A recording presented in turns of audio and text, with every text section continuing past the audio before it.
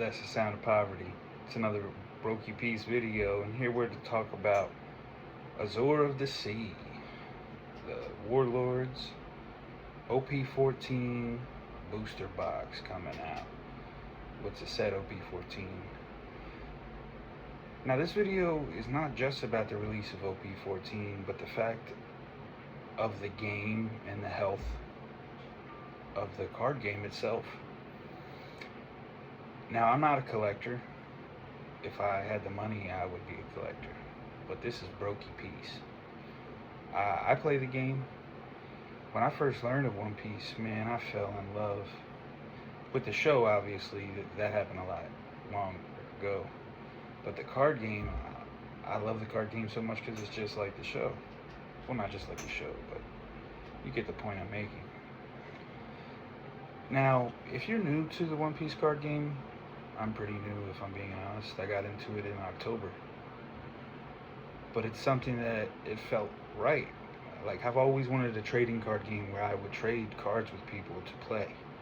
And in this card game, I've already traded cards that I pulled from OP13 for Roger cards from OP9 that I used to win my matches in that tournament.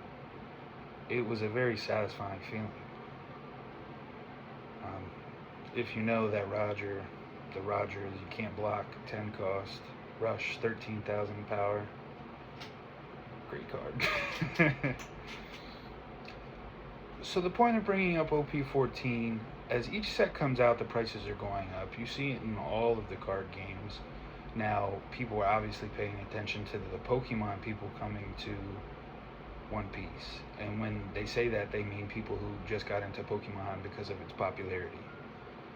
Obviously, a lot of these card games have staying power besides whatever happens with the trading card side and the collecting side. I would say, like, for example, Magic is one of the longest lasting card games. That some crazy stuff would have to happen for that one to go away. There is Pokemon, which that's always been more of a collector's kind of thing. The card game obviously have its own health and life cycles, which I'm not familiar with. I just recently met players of the card game. But the thing is, these card games, besides Magic, Pokemon, and I believe One Piece is going to be part of the top 3 that has staying power, there's going to be these ebbs and flows of people trying to take advantage. And I mean, I feel really taken advantage of. All of these sets, even ones that they tell us are going to get reprinted, they're gouging the prices up. Like OP13 most likely is going to get reprints coming soon. They probably printed more and only released a certain amount. To gouge people so much, the price of OP13 going up to 300, it's probably up closer to, let me just check here. Last time I checked, it was $330. Now, I got my prices boxes at a much better price than that. And it wasn't online. Yeah, OP13 right now is $396 on TCG Player. That's outrageous. The MSRP was what, $100? Less than that? $80 on these boxes in the MSRP? Me, when I first learned of this game, there was a local card store, which I come to find out they're selling things at scalping prices. They have a box of a random set. It was OP11. And, you know, I went in there and I'd buy packs, and then I found out you can't really play the game by just buying random packs. You gotta get individual cards or buy enough cards to make the decks. You have to search far and wide for a store worth going to. I'll be honest, if you're lucky enough to where your local neighborhood has a game store worth going into, where the prices are near MSRP, the tournaments are fun, the people are nice, they like to just, here's the thing with certain card stores, they want to play their game. They don't want to play all these other random games, which I can understand, but it makes it hard when they are the stopgap of this card game. This is where they get product, but then you can't play. So I go to a card store that is about an hour away to get product. The guy owns the business himself. He's there, I would say, 6 out of 7 days a week. He's an awesome guy. He has his boxes. I bought OP13 at $110 a box. But he has limits. Only 1 box per person a day. So it's gettable for other people. And I make the journey because I'm not going to pay these online outrageous prices because people are trying to get in the middle of the distributor. Like, honestly, at a certain point we need to talk legislation. Like, could you imagine 60s, 70s, and 80s if there was something your local community wanted to do and they couldn't, and there were not laws in place to help them? They would seek action. And I know global things are a lot harder because you'd have to seek that action every place it's played. But with the price of everything going up, if the card game is not played, it will die. So the collectors have incentive to let the players be able to play as well. And in my opinion, there's always room for that. Make cards that are specifically rare, collectible, worth collecting, that are good art, based on good designs, manga. Just not super playable in the card game. I understand there's going to be some that are playable, but don't make the cards that are going to be super rare, cards that are going to get main use. It would be more endearing if someone brought an extra rare card if it wasn't a meta card. You know, like, oh my god, they're really using that card, that's so bold of them.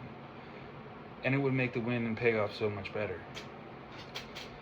Now again, just starting in October, I'm talking a lot of nonsense about card games that I may not know. But there's a pattern. You know, there's been a lot of talk going on from the other card games. And when people have information to give, it's best to listen. You know, Pokemon and Magic players are saying they've seen it time and time again. Things happening to their card game that either makes it unplayable or the prices skyrocket. Like whole sets being bought up by scalpers, making the company think that the set did really good even though no one liked it. And that's another thing. Oh, One Piece is in a situation to where it doesn't necessarily have to worry about if a set will do successful, because I think everyone wants to get their hands on every set. Maybe some sets, if they don't have any of the main cast in them, won't get a lot of purchases, and that's something they should keep in mind. But everyone who's been introduced in the story is connected in some way to someone we care about. Now, online, pre-release, OP14 going at $154.90 a box. Again, I believe I'm going to be getting this for $115 a box, hopefully. What you have to do to counteract these scalpers is not indulge in those high prices. And a lot of times it's people who plan to hold on to it buying from other people who are holding on to it. That's exactly what's going on with the OP13 right now. People are like, oh, should I get in on OP13? Oh, they're going to reprint, so I need to sell the OP13 I have at this higher inflated price. What you need to do is find a game store you can trust, and you might have to travel. Find a game store that has good prices, talk to them, get in when you can, show up to the tournament so they know that you're a regular, get in good with the people, buy singles when you can, buy the cheapest decks you can when you can, buy fun decks because one day they might get an upgrade. You know, right now Yellow Bonnie, that might not be the best. Well, those prices are all down a lot. Honestly, those cards are pretty cheap right now. Yellow Bonnie, 90 cents a piece for like even the upside down Bonnie 9 cost. You got to get decks that are less expensive. Me personally, I make the mistakes so you don't have to. I tried to build a Ace deck, and I did that by buying more boxes instead of buying the expensive cards outright in the first place. Now, You're going to buy these singles for cards that are good when they come out. Like right now, OP13, you should be buying up. Well, I don't want to even be saying it like that because it's going to start a whole problem. As a player, get cards that are going to be harder to get if you don't get them right now. Yamato, under $1. The 10 cost Whitebeard, around $2 to $3. The 9 cost Rayleigh, under $1. Now, the Yamato I see having a lot more ability to grow because it's not restricted as much. A lot of the Wano Island cards I feel like mesh with a lot of other typings. She's gonna have some more playability. Blue, draw 2, add 1 Don, absolutely. Most of all the other cards where you draw 2, you have to trash 1. So she's draw 2, that's chef's kiss. Now, the Whitebeard, I don't know if he's gonna get extended playability. The thing about that Whitebeard is he has a heavy dependence on the 8 cost spell, well, event, let's call it. I am Whitebeard event. Unless there's some cards that get some more playability off that, which obviously they can do very easily. That card might not be worth having, but honestly, all of these cards are going to go up in price after this OP13, even after the reprint, because the reprint's not going to be as big as the first wave. I think picking up cards at singles that are under $1 is super smart. Me personally, I picked up, just came in today actually, I got 4 of these Whitebeards. I already had 5, 4 to run in my deck, 1 for, I master set at OP13. And 2 of these secret aces.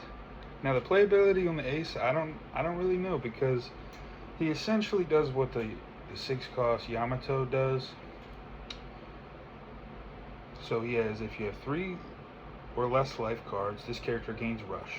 Same as Yamato has rush, 6 cost 7,000. But instead of activate main, it's on play. Give up to 1 Rested Don card to your leader. Then you may return up to one of your opponent's characters with a cost of 5 or less to the owner's hand. If you do, your opponent plays up to 1 character card with a cost of 4 or less from their hand. So it's on play. So the Don part, you only get 1 turn of that. And the whole second half, which you don't have to do, is pretty booty. To return a 5 cost and they can play a 4 cost, and it might mess up their motion, it'll get rid of cards in hand. It does a couple of things, but it seems a little risky. You play this and then they play a 4 cost that bounces them right off. A lot of things could happen. But simply because it's ace, I picked up, so there's 2 here, but I picked up actually 6 in total. And this is one of my things that I think he either is going to get some playability or this will be a collector's card. Ace is going to get some love in this live action of the season 2. And again, I'm not a collector first, but having cool things, I can relate to wanting to do that. Absolutely. It's when you soak up whole entire parts of a market and you deliberately take advantage of the people coming to you. That's what everyone has an issue with. Oh my god, and if you made it this far, if you've seen the situation with the Reddit subreddit on the One Piece trading card game and One Piece trading card game finance Reddits, like literally had a war pretty much. The TCG, just regular Reddit, they decided to ban people who are from the finance Reddit, and they can't mention what cards to buy and when and at what prices, which I mean, I understand, and I kind of probably would have been one of the people who voted. I view it honestly. Now, I just think it's crazy that there's so much vitriol between the 2 communities, and the finance people they're done with them, they're upset, and I understand both sides to a degree, but they're hurting people's lives. You know, a lot of the people who go to card game stores to play card games, this is their everything. You know, that one day a week where they can actually pull it off, that they can convince other people to play the game they want to play. It's enjoyable, it's fun. But when they can't afford it, or they're forced to in these situations where they can either get cards for a deck they want to build or the new set, it, it, it's just dissatisfying. And if the players stop playing, then there's no one to sell the cards to. But I think I've gotten to my point. OP14 is soon to come out. If you're getting into the card game and you want to know how to not be taken advantage of, get a box or two at your local game store that you can find at the best price. Like I said, you might have to travel. And then all the other cards, they'll be pretty cheap. Wait a few weeks and they'll be pretty cheap. Don't wait too long, but don't go too quickly. I know it's tough. No one in life can give you great advice exactly, but you try your best. That's what we're all doing here. We're trying our best. So thanks for watching. Brokey Peace.